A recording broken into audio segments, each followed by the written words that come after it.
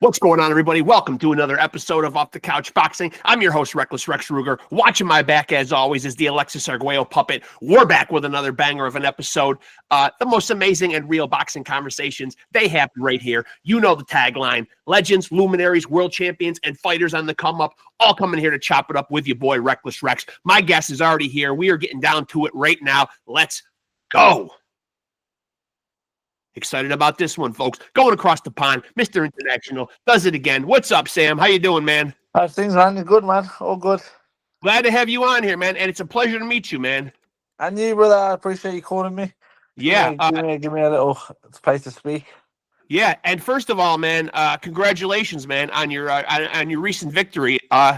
Great performance, man. I know it probably didn't end the way you'd like it to end, man. You know what I mean? And seeing it all the way through, man. But I mean, still, a win's a win. Yeah, listen, it is what it is, brother. You know, I'm too far into this game to contest it. It is what it is. I'll win in any way, shape, or form. As long as I've got the W, I've got the W. Yeah. I'm curious to ask you, man, because you're 31 years old right now, man. You know, it used to always be like you know, kind of people's imagination or people's imaging of what somebody's prime was like for an athlete, man. Where do you feel like at 31 you are? You know, entering the prime, in the midst of the prime, not even in the prime yet? It's a hard one, really, because, like I say, I've done a lot at welterweight when I was, you know, mid-20s, and I've come up to super welter late, really, and I'm just building in. But like I say, I enjoy my job. I do the training to the fullest. You know, I probably do too much. Yeah. So I'm probably in my prime, if I'm honest. I've had a long career, so it's a double-edged sword. You know, I am in my prime, you know, with age and, you know, all them sort of things, but I am deep into a long career at the moment. Yeah. So it's a double-edged sword, mate. You know, it depends what day you get me. Some days I wake up and I'm firing on all cylinders, and some days I'm just shattered. It just depends. Well, you got kids too, man. That'll do it. Yeah, tell me about I know it, that brother. being a father. I mean, I'm an empty nester now, but now it's been replaced by grandkids. So yeah, and fun they're never not too bad. stops. You can give them back, I'm told, isn't it? I can give them back. Yeah, I can give them back. Yeah. But I got enough of them here, like enough. You know what I mean? Like, because I remember when I was a kid, man. I mean, I'm 52 years old, but I remember when I was a kid, I just remember being born and my grandparents already being very old. You know what I mean? Like, now grandparents are a lot younger. Like, me and my wife are young, and we still do a lot of stuff, and we're hands-on with them. Yeah. Like I say. But I'm sure juggling being a father. What, you got 3 children, right? Yeah. I got a 13-year-old, my oldest, and I got a 5-year-old, and in between I got a 12-year-old. So yeah, the last one come out late, but you know she's a little princess, bless her. Girls, boys, all of them. I mean, you got a girl there, princess. My 2 oldest, I got a 13-year-old boy, my first, and my second one's a little boy as well. He's 12, and then my baby come out, and she's a little girl. She's 5, and she's mental, but yeah, she's the apple of everyone's eye. Do any of the boys, do you feel like, will eventually have designs on fighting, and would you deter them from fighting? You know what I'd love them to do? I'd love them to do the amateur. I mean, they haven't asked. I mean, they ask every now and then, "Oh, can I go boxing?" But it's never really, you know, sincere. It's never proper. You know, it's just like a off the whim thing. But I'd love them to do the amateur stuff. You know, like 3 or 4 years of the amateur stuff. I mean, I think the pro game's a bit of a dog's game, if I'm honest, pal. I just think it's very, you know, fickle. Do you know what I mean? You can be the best thing since sliced bread one day, and then you don't have to do much wrong to lose, and the next day you're a no one. So it's very fickle. It's very hard. And I mean, you know, I feel like I landed on my feet with my trainers and managers. So I was lucky in that sense. But yeah, I think it's a bit of a dog thing. I wouldn't want them to go. I wouldn't deter them if they wanted to go pro, but I definitely wouldn't want them to. I wouldn't push it in any way. Now, this last fight that you had, I'm not a gambling guy or a betting man, so I don't know, like, you know, in boxing, with like, you know, they'll put odds out on fights or whatever. I don't know if you know this or not, man, but are you the underdog when you come into the Lee Cutler fight, and are you an underdog in most of your fights, and do you like that role? Yeah, I think I was definitely the underdog in this one, because he was on a bit of a crest of a wave. He had a bit of a good win just before me. He's younger than me. He'd only lost once. You know, so yeah, I was the underdog. I mean, it was in my town, but I was the away fighter again. So yeah, I mean, I'm always the underdog. I've always been underestimated, pal, if I'm honest. When Yeah. I turned pro, I was told I wouldn't ever win a title, and I won like an area title. And then it was like, oh, we won't have a long career.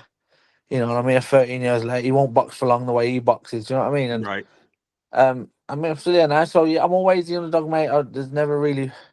I can't think of a fight where I was the one, really looking to win. Right. Well, everyone thought I was gonna win, sort of thing. But again, it doesn't bother me.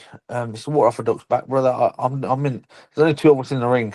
Right. Right. And and I know every time I get into the ring, I've done absolutely everything to win. I have no doubt. I don't. I mean, if my coach, I wish my coach was there to tell you. I don't.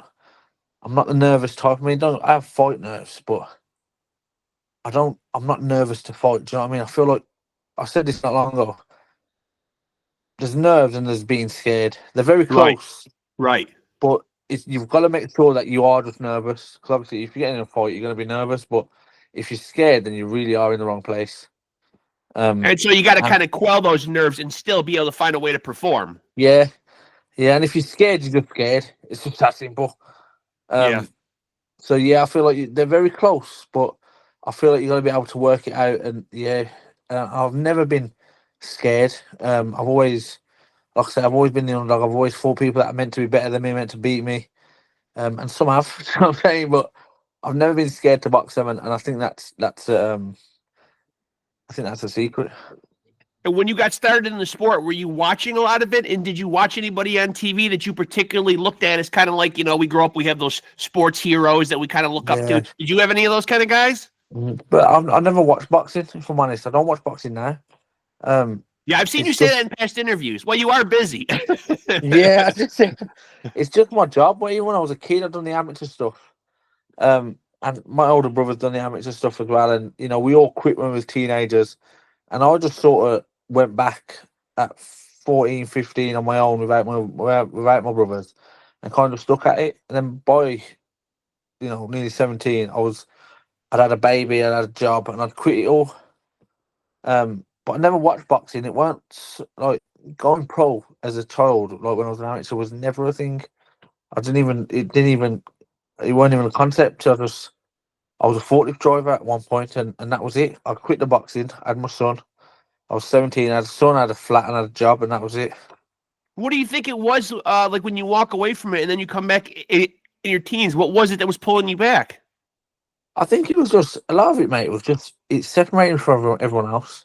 Yeah. There weren't a lot of people that done it. People done football. People went out drinking. Stuff. When you're doing you're a teenager. Right. Right. And no one else done it really. It was just me. And I only trained Monday and a Wednesday. I trained Monday night and a Wednesday night for an hour as an amateur, and then I'd fight all weekend. I'd box every weekend. I was in the championships in England. I was in the ABAs, the CYPs, and I'd done quite well considering I only trained twice a week.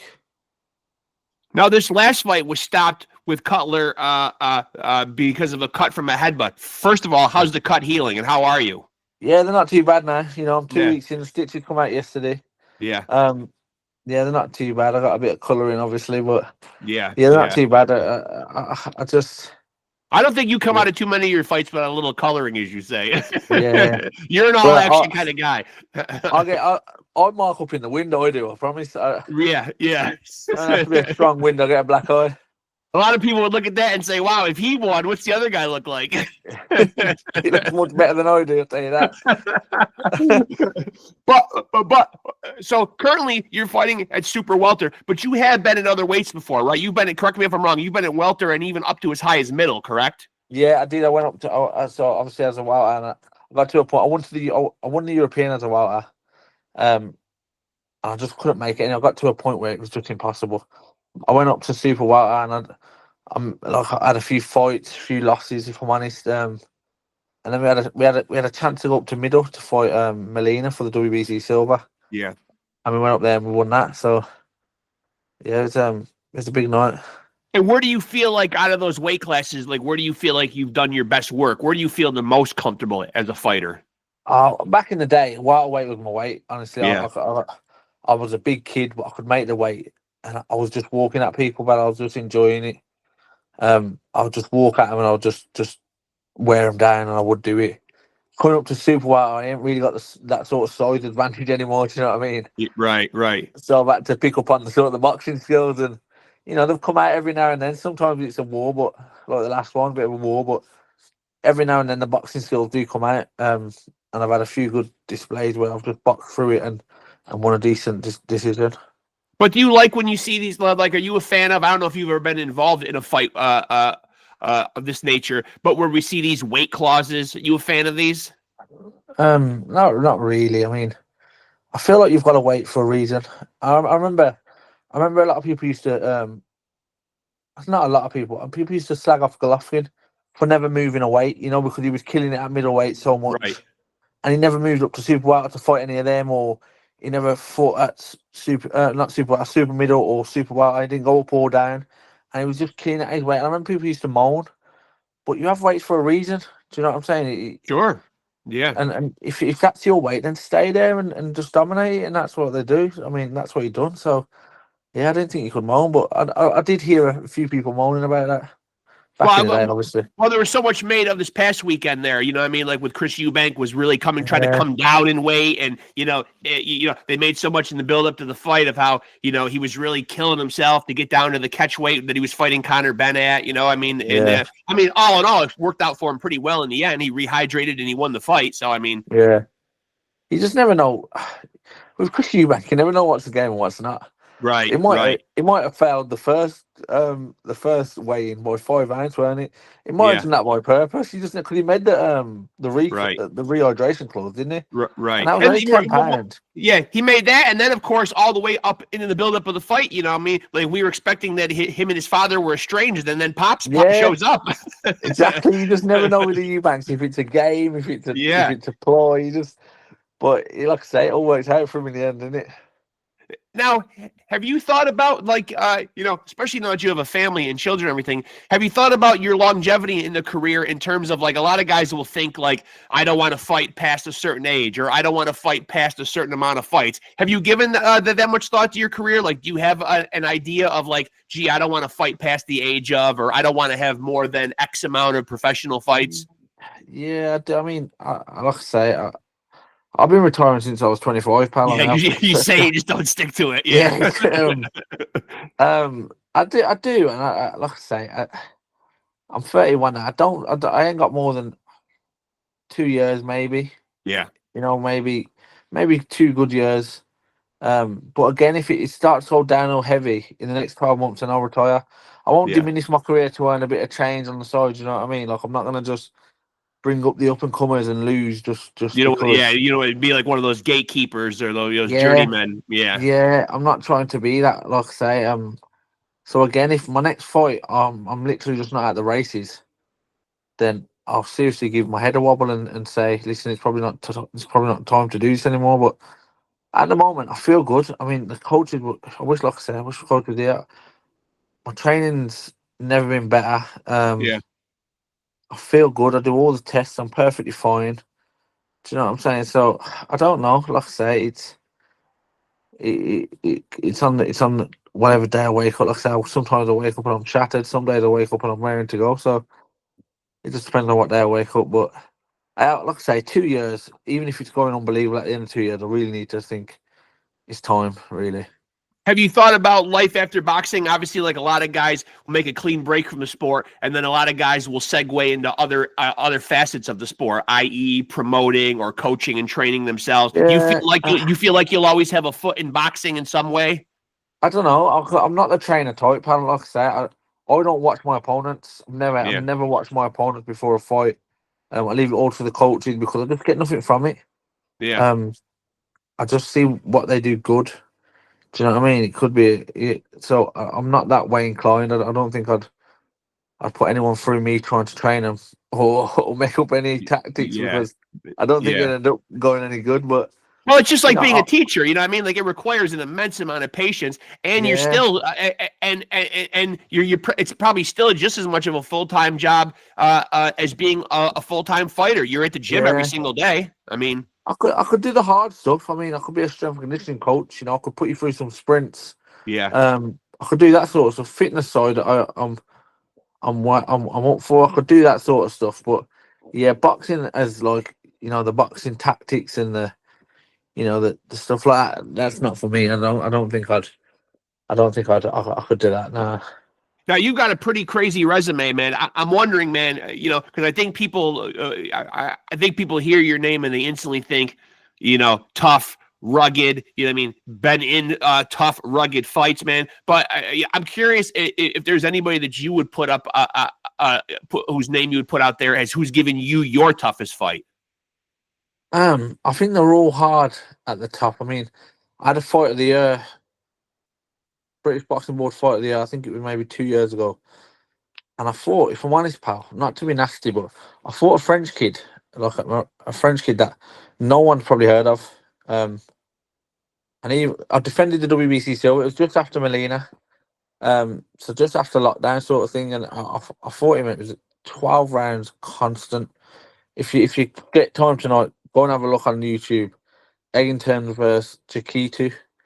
Okay. I don't know how you spell his name, but it starts with a JK. Yeah. Mate, it was 12 rounds of non-stop. It was forehead to forehead, just Yeah. constant. No, And there I was no asked, and holding. I asked that question a lot, and oftentimes it ends up being somebody on the resume that you wouldn't expect. It's not always the biggest name that gives you the toughest fight. Like you've got names on there, like I think of Pigford, I think of Theophane, I think of Paulie Malignaggi. I mean, what I mean? Sometimes it's not always the most obvious guy, though. Yeah, now like I say, it's a lot of them guys that you just mentioned that they're well established, so they're not trying to give you a hard fight. They're just trying to win. Right. Whereas this kid that come from France, he weren't very well known. He'd never boxed out of France. Yeah. So he's coming here to really do a job. He's looking to make a name on you. Yeah. Yeah, exactly that. Yeah. And he brought some people with him. He's quite well known in France, but anywhere else. And mate, when I'm telling you, he threw down heavy. And we just went at it for 12 rounds. From the first round to the last, it was just non-stop. And now, do you like that kind of fight? Yeah, that's me and drink to me. That's like I say, the boxing stuff. I can't watch a boxing and make tactics and stuff if it's an all out fight brawl. That's meat and drink. I'll take that every day.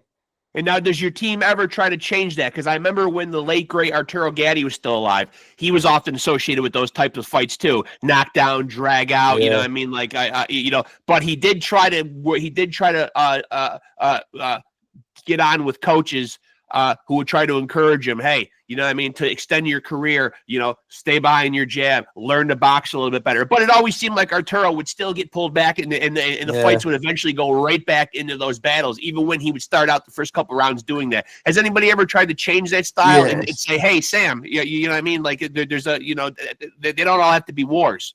Yeah, I mean, my coaches have been telling me, I've never had a different coach. I've had one coach from the start. And my coaches tell me all the time, because I can box, brother. I can box. I've proved it many times. But again, it's just you revert back to what you know. Yeah. And having a goal and having a fight is what I know. I enjoy it, and it's easier for me. Some lads boxing's easier than having a fight, and they're good at it. Whereas for me, if we're standing head to head and we're going at it, that's the sort of things I can do all night. All this boxing and getting in the way, being hit and not get hit, no hitting and not being hit. Yeah. That's the sort of stuff that throws me. It's hard. I feel like it takes more energy out of me than having a brawl. Yeah. But yeah. So the coaches are telling me all the time, and like I say, a few of my fights, it really has come out. The boxing, I've looked great. And then the fight after, I've gone back to just having an all-out war. And like I say, it's gone like that. Every now and then, you'll just see a completely different display. And it's not because of what I've chose, it's just because on the night, that's just how I've turned up, sort of thing. It's like I say, I never try to impress and have a war for the fans, or I never try and box and have an easy fight for me, sort of thing. It's just however I turn up on the night is what you'll get, sort of thing.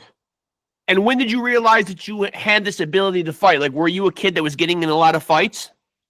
I like to say, me and my brothers, we was always in a bit of trouble. Nothing crazy. Then when the amateur stuff started, I was always brawling. In the amateurs. Yeah. I was never a boxer type. you know, my older brother's favorite boxers was like Muhammad Ali and things like that, and I just like knockouts. I didn't care who was giving them. I just wanted to watch knockouts. You know what I mean? But did Where you my enjoy older, fighting though? Like, were you getting into fights in the street when you were a kid? yeah. Well, I didn't really have to, pal. 'Cause I got two older brothers. Yeah. I didn't really have to. No one really wanted. No one. I never really had any trouble. I had older siblings that made sure that didn't happen, I suppose. But yeah, I got into a few here and there when I was a teenager and was going out, and mainly, you know, he was on the pop, and Yeah. it got a bit tasty. But yeah, like I say, you just I was all like I say, I was never scared.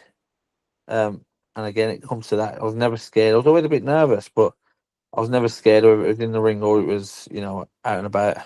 And now, how do you end up in a boxing gym? Does somebody suggest it to you? Does somebody say, "Hey, you know what? Like, you should really try your hand at boxing"?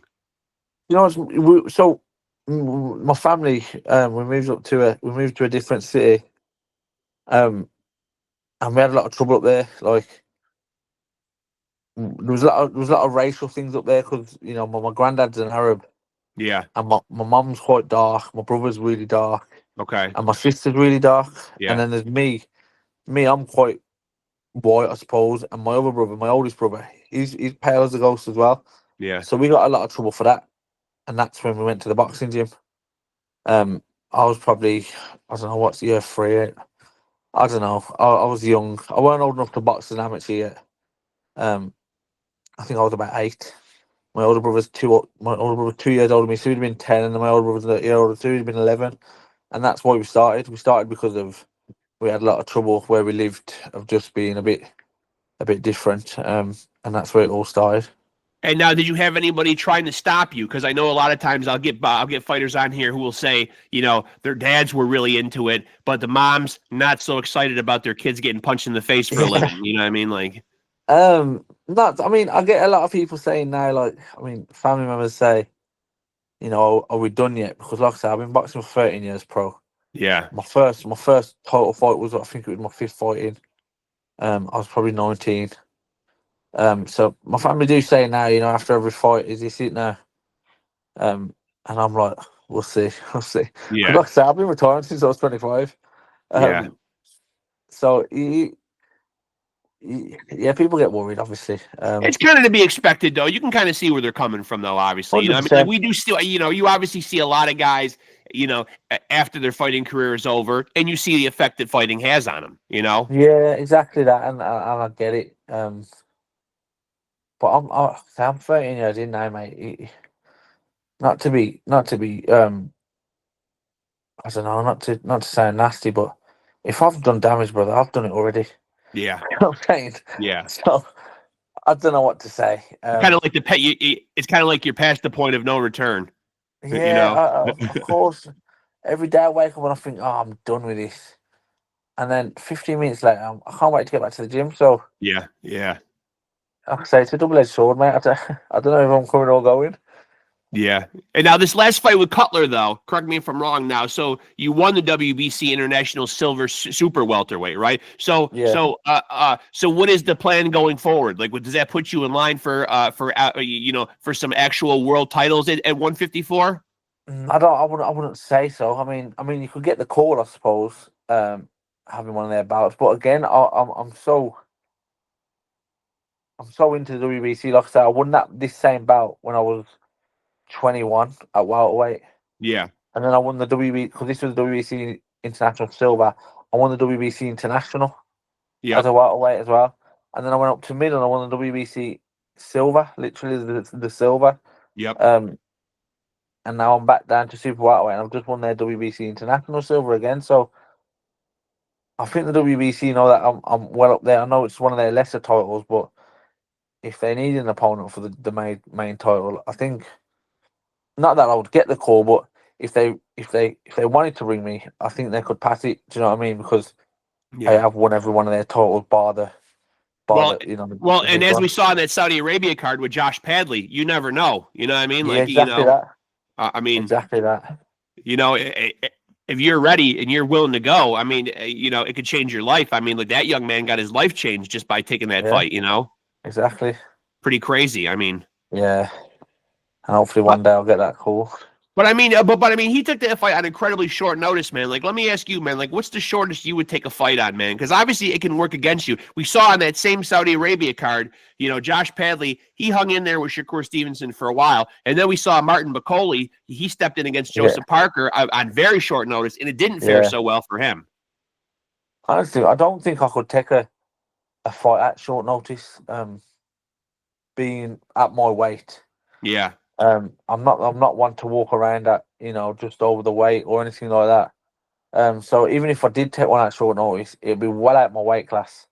Yeah. Do you know what I mean? So if you give me 6-7 weeks, I can make 11 stone. Yeah. But if you're giving me a week or two, it's going to be well out my weight class, man. I'm just not going to be at the races at all, I don't think.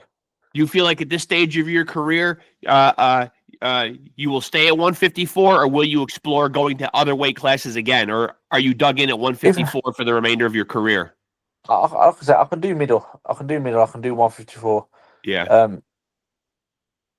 And if you give me 7-8 weeks camp at any of them weights, I'll come and I'll really be ready for a fight. I don't never stop training when I'm out of camp. I just eat too much. That's all. Give me 7-8 weeks. I can make both weights, and I'll be fit. I'll be fit for them. But 2-3 weeks, and you're only gonna get half a man, sort of thing. But when you say, though, I can get down to that weight, though, like, you're not talking about like Ricky Hatton numbers. You're not gaining 50, 60 pounds.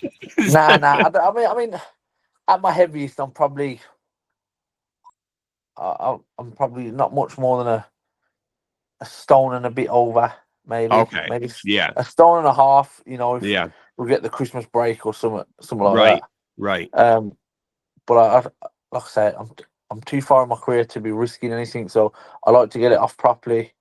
I like to make sure I'm doing all the things I normally do to get it off, and I'm not rushing it or trying to really burn it off stupidly. I like to make sure I'm having my 5 or 6 liters of water a day. I like to make sure I'm having my 3 meals a day. Right. I'm not trying to burn it off and do something stupid just for a bit of dough, because, like I say, it's too risky, especially at this point in my career. And for those fans right now who may be watching this and are pausing it right now, man, to go and see what the fuck a stone is, I had to learn this the hard way. It is 14 pounds. And then it's 40 pounds. And then add on whatever he said. So if he says 14 and 7 or something, I mean, like, So I'm about 21 pound. If I'm over 21 pound, I've really had a long break. It's probably been a Christmas break or a holiday or something crazy like that. But other than that, a stone and a bit, maybe 16 pounds, 17 pounds. And when you make weight and you come out of a fight, man, you already got the fight in the books, man. What's the go-to meal that you got to have right afterwards, man? What's the first thing you're going for? Normally it's a Chinese, if I'm honest, mate. I have a Chinese. Chinese, The first takeout we had with a Chinese. If I have a cheat meal through camp, if I'm good on the weight, and I'll have a Chinese. It's definitely the go-to, if I'm honest. And can you get good Chinese in the UK? Well, I've never had a Chinese out from the US, so I can't really compare them. But, okay. I'm gonna say, I mean, it's my go-to. I imagine Chinese is probably Chinese, though. You know what I mean? Like, they're probably whipping up the same dishes over there as they are over here, though. You know what I find funny, though, is whenever I go to the mall here, the shopping center, I see the Chinese people come out and take their breaks. They're never eating the same stuff that they give us. They're not. That's a good point. They're always eating very fresh. They're always eating very fresh white, because I'll see them sometimes come out from behind the little thing there, and they're taking their break, and they've got very white rice and a lot of vegetables that look steamed and healthy and not slathered in all that brown sauce and salt. Yeah, it's true. Do you know what, though? You go back, though, don't you? You go back, I think they Americanize it for us. Yeah, it's true. It's like they look at us and they say, these fat fucks, we know what they want. They want sauce. They want salt. They want... And even though we know that, we still go back and we still go back. Yeah, we do. What can you do? And so if you had your way, man, is there anybody that you particularly want to fight, or is it just business and whoever management calls up and can get you a fight with? it's business. I've never my whole career. Look, when I turned over to be a professional, I turned over to be a journeyman. Yeah. When I lost my job, when I was, like I said, I was a forklift driver, I had my son, and I lost my job, and I turned over to be a journeyman. And then obviously I went away from my first fight and I won, so that went tits up straight away. And I just kept winning. I've never planned a fight. I've never planned to win a title. Do you know, like we've never Right. chased the title to go and grab it. Yeah. It's just been an opportunity that the phones rang and said, "Oh, this title, you want to fight him?" Yeah. And we've just kind of gone for it. So I've never planned anything. I've never planned anyone sort of thing. I've never looked at someone and thought, "Oh, we'll try for him." Right. I've just took opportunities as they've come, and that's the way my career's gone, and it ain't gone too bad. So you know, why fix something that's not broken, sort of thing. I'm trying to sit back now and see what offers roll in, and that's what we're gonna do. And so has anybody ever, because when you look at it like that, and you're looking at the thing as strictly business, have any of these guys ever made it personal and gotten under your skin, or are people not able to get at you that way? I'm looking at your resume. I don't know everybody on here and how good their shit talking game is. I know Paulie's got a pretty good shit talking game, but have any of these guys ever made it personal and really irked you on a personal level going into a fight? Well, not really. I mean, we had a local derby against Frankie Gavin. Yeah. And that got a bit heated online. Online, I mean, like I say, no one ever said something to me personally, but online it was a lot of back and forth. But again, that was a local derby. You know, we boxed out the same city, so it was always going to be a bit of a heated one. But not really, bro. I don't take part in it. I'm not that way inclined. You know what I mean? Like if me and you had an argument now, I'd probably make myself a lot more of an idiot than you. Do you know what I'm saying? Yeah. I'm just not that way. I don't get involved. Yeah. I fight for a living. I'm not trying to sit here and argue with anyone. You know, you can say what you want. I would say something rude and then I would apologize within minutes. I just make myself look stupid. I'd say something so dumb that everyone would laugh at me instead. So that's why I just never get into it. I just leave them to it. If they talk shit, I just say, "Yeah, we'll see on the night." Right. And that's all of them said. And now, what about your immediate family, man? Like your wife, your kids, man? Like, what do they feel about the fighting career? You know what I mean? Like you said, sometimes the family will say, "Are we done yet? Are we done yet?" Like, what about the immediate people right in the household, man? How much are they into what Dad's doing? Like I said, my career's been 13 years. My youngest was born 13 years ago. This is all they've ever known. Obviously, we don't talk to the kids about, you know, what could happen, of course. They're used to Dad coming home with bruises and stitches. Yeah, black eyes, stitches, So it's nothing new to them. You know, people always ask me, what do the kids say about your job? And they're the same as what your kids would say about yours. They know nothing different. Do you know what I mean? We don't talk to them about, obviously, what could happen, because that'd be stupid to do, really. But my other half does say sometimes, like, it's probably time now. Will the kids come to a fight? Will the family come to a fight, or do you keep them separate from that part of your life? Mad you say that, because the last fight, the Cutler fight, was the first fight the two oldest had come to. Okay. My two boys come to that one. So there was a lot of pressure there, if I'm honest. My oldest stayed with me in the hotel from the Thursday, Friday weigh-in. Friday, Saturday weigh-in, and then we fought on the Sunday, Easter Sunday. And my oldest come with me the whole 3 days, and it was weird. Yeah. And then my other son under him, he come with his mum on the night. It was different, because I've never had to worry about them watching it. Do you know what I mean? I've either won and they've had to watch it back when we get home, or I've lost and we've just forgot about it, sort of thing. But the kids are there for this one. Is it added pressure, because you kind of think like, damn, I don't want my son to see Dad get his ass kicked? Yeah, it is, until you get in the ring and you sort of forget, if I'm honest. But on the run up, it was like that. I did think, you know, my oldest is a bit cold with it. He's like, oh, it is what it is. This is boxing. But the one under him, the 12-year-old, is a bit in his feels. You know what I mean? So if something happened and I was wiped out, or I was on the floor, or like I say, my eyes were gashed open, he does worry a bit. But we got through it. It was fine. He come backstage. The kids come backstage after. They watched me get stitched up and stuff like that. And that was fine. But yeah, it was a bit of pressure, but again, we got through it in the end. And what about activity wise, man? Like, what are you doing, like, in terms of your activity now? Like, how many more times would you like to fight in 2025 at this stage in your career? If I could get another one in, then I would, 100%. Obviously, it's only early, but in between that, I'd probably get a little 4-rounder in, maybe a 6, or something to make sure that I'm getting the weight down. Something to make sure I'm in the gym, because the gym's quite far from me. It's about 45, 50 minutes. So when I'm not in camp, I am just training on my own. I can't drive there every day when I'm not actually training for a fight, because it's just so far. It takes a lot of the day. It'll take me about 50 minutes to get there. I'll do 2 hours, and it'll take me 50 minutes an hour back, depending on the traffic.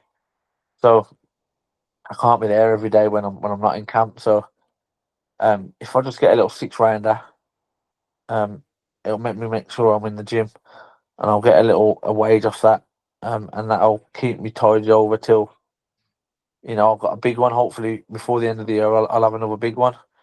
But yeah, again, I'm not in any rush at the moment, pal. I'll wait for the phone call, and we'll mull up every offer we get. Now, but realistically though, you're 45 fights in your career, 36 wins. I mean, do you feel like that should put you? I know you don't want to take anything for granted or assume anything, but I feel like with a record like that, though, and you being 31 years old, there still could be opportunities for world titles. Is that something at this point in time in your career that you're interested in chasing or taking another run at a world title? Of course, that's why anyone's in the game. Of course, I would love that. I'd love someone to ring up and say, "Listen, you have to, wait till the end of the year. We've got this big one on this card or this card," and yeah, I'd love that. But again, it's just a lot of it's just luck of the draw, innit? When the phone rings, the phone rings. I know people that have had some crazy phone calls, like you say, talking about Josh Padley. Had a crazy phone call. Never saw that one coming in his lifetime, and nor did anyone else. And there's been people in the past in my career that have had crazy phone calls, and you thought, how the hell did he get that call? Yeah. And I'm still waiting for that phone call, I suppose, but I ain't had it yet. And if it come, I'd take it very seriously, and I'd definitely be going out to do a job. Do you feel like if that there's a better chance of that opportunity coming because you're coming off a win? I think it's a double-edged sword. Like I say, I'm 45 fights in.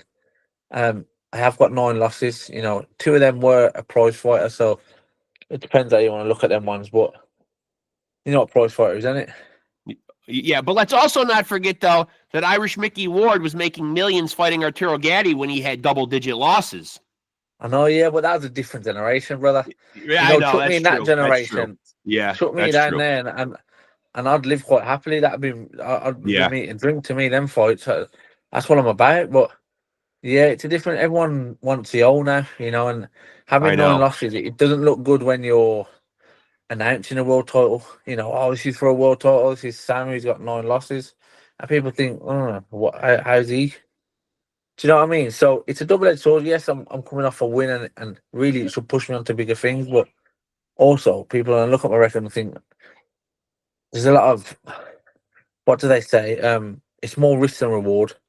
Do you know what I mean? If you beat Sam, he's lost no time. So what you beat, if you lose against Sam, he's lost no time. How do you lose against? Do you know what I mean? So yeah, it's there's more risk than there is reward. And anyone that watches me fight, whether they think they can beat me or not, they know it's going to be a horrendous night's work. Yes, so, yeah. So again, I've made that for myself, really, the way I box. But again, fingers crossed. I'll get that phone call and we'll see what happens. But at the moment, it is tough because I could see like the promoter of a guy, taking all those things into account. I mean, like they know they're going to get a very tough night with you. You know what I mean? And they also know that they're probably on any given night, whoever their fighter is, whoever their champion is, you could beat them. Yeah, again, I've done that in my last fight. I've done that against Pickford. I've done that against a few of them. A few of the up and comers that that they've tucked in and thought, oh, we'll get a name off this kid because he's won this and won that, but he's on the Yeah. slow. And again, I only lost a split decision to Abbas Baru, for the fight before last. And your man's number 1 in the world now. He's ready to box for a world title. Yeah, I noticed on your box rec, a lot of the guys that you beaten came into the fights against you undefeated. Yeah, a lot of them. I'm gutted that the last kid, because I didn't know that Cutler had lost. Yeah, I thought he was unbeaten. And it weren't until, I don't know, probably a few weeks before the fight, and my coach told me, no, he's lost once. He lost against, I don't know who he lost against. And I was like, oh, fuck. Yeah, Cutler did have a loss. Yeah, he had a loss. Yeah, I was hoping he was unbeaten, but again, I don't say I'll fight anyone. But a lot of the time, that don't get you any credit in this game. You have to. I don't know. It's not who you know, not what you know, I suppose, isn't it? But yeah, we'll see. We'll see what happens. Yeah. Hopefully, the phone will ring. Well, hey, listen, Sam. First of all, man, I appreciate you doing this, man. It was really a pleasure getting to meet you, man. Now that we're in touch, man, keep in touch, and as soon as something comes up, man, I'd love to have you back on, man. It was really a lot of fun talking to you, man. Really. Yeah, man, and you, I appreciate it. I appreciate you getting me on. Yeah, I know it's early for you, so I appreciate that. Yeah, I appreciate you making the time to do it, man, because I know it's nighttime. I don't know if it's past your bedtime yet, but Not me, brother. I'm a night owl. Yeah, but it was a lot of fun talking to you, man, and for sure we'll definitely do it again as soon as you get a fight announcement or something, man, or what's coming up, man. Let me know, man, and we'll jump on here and we'll do it again. Yeah, man, 100%. I'll give you a shout. Yeah, thanks, Sam. Really a pleasure, man. Thank you. Man. Congratulations, man. And hey, listen. The eyes don't look that bad. You look a little bit raccoonish, but not too bad, brother. You're gonna be more handsome than ever in a couple weeks. I had 6 in here. I can see. Yeah. Dreadful, man. But yeah, you'll be all right. So far and parcel. But listen, I appreciate it, man. A lot of fun talking to you, man. Really, man. Thanks for making the time, really, man. Brother. Appreciate it. We'll talk again soon, my friend. All right, thank you. Definitely. Cheers, yep, later, man. There he goes, folks. Sam the Savage Eggington coming off a massive win. You can see he's still a little lumped up. Got the stitches out, man. Just came off a real battle against Lee Cutler, man. Those Brits, man, they know how to throw down. That's why they're the home of boxing, man. We just saw it in his fight. We just saw it with Conor Ben and Eubank, man. When you see 2 British guys getting ready to go to battle, man, you're gonna fucking see one, dude. No doubt about it, man. And if you followed Sam Eggington's career, you've seen a lot of them, man. That guy is, I dare say, let me compare him to the British version of an Arturo Gatti. You're gonna get action. You're gonna get excitement. You're gonna get blood. You're gonna get guts. You're going to get a knockdown, drag-out fight. As Sam said, he makes no bones about it. Those are the kind of fights he likes. That's what he relishes. Bring it on. That's his game, man, right there, man. So, again, congratulations to him. He just won on 420. Again, he suffered a cut, so he did get the technical decision. He did suffer a nasty cut due to accidental headbutts, but he did win the WBC International Silver Super Welterweight title. So congrats to him, man. I'm finally glad I got a chance to run him down. Your boy, Mr. International, does it again, man. Where won't your boy Rexx Ruger go for an interview, man? I track him down. That's what I do. That's why I'm the undefeated heavyweight champion of boxing podcasters. That's why. So let me go into promotion mode. Please make sure to like and follow Off the Couch Boxing on Facebook. You'll get updates on new episodes when they're dropping, who will be on them, and then the other big boxing news I can put up there to keep you guys in the loop. Follow Off the Couch Boxing on Facebook. You will be informed. And if you want to be entertained, this is where you need to be. Make sure to like, make sure to subscribe, make sure to hit the notification bell to stay tapped in. Again, this is the home of the most amazing and real boxing conversations. We get down to it. It's free form. It's all over the board, man. Never know where the conversations are going to go, man. But they're always going to be interesting and informative and fun and lighthearted. like I said, we're all over with it, man.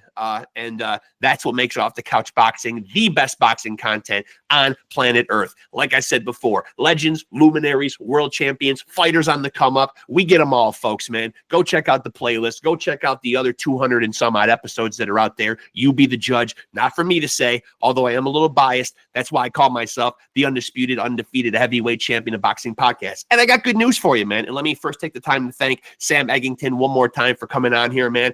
And good news for you guys, you too can be a champion. Just continue to watch Off the Couch Boxing. Continue to roll with us. Continue to roll with the champs. Peace.